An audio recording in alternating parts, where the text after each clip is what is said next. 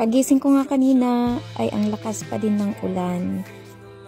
At naririnig ko nga nagliligalig na yung aking mga fur babies. At ngayong araw napakarami ko nga dapat matapos dahil kailangan na yun bukas.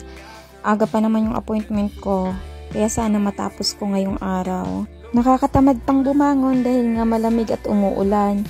Pero kailangan natin dahil may mga alaga tayong kailangan pakainin at asikasuhin.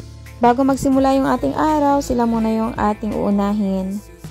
Pero syempre wag din natin kakalimutan yung ating mga sarili na alagaan kasi hindi natin kayang alagaan yung ating mga anak o ating mga fur babies kung tayo sa sarili natin ay napapabayaan.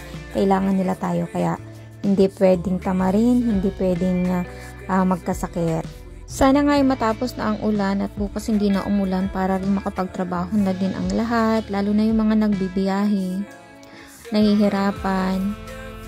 Ay nako, itong dalaga ko naman, binalikan ko sa higaan. Eto, tamad na tamad pa talaga siyang bumaba at bumangon dahil nga siguro umuulan. Gusto pa yatang magpakarga pa. O, ayan, kahit anong ginagawa ko sa kanya, ayaw akong pansinin. Tsaka lang talaga siya lumingon sa akin nung talagang nilalamutak ko na siya.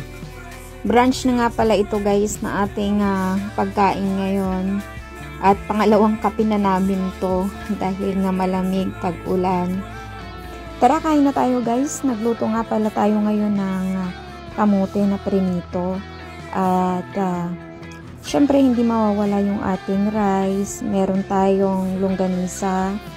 Ito yung ating prinitong kamote. At saka carrots pala yan. Tapos, meron, syempre, yan yung rice, pickled na onions. Tapos, yung ating kape. Ito yung ating brunch ngayong araw. Almusal, tanghalian na.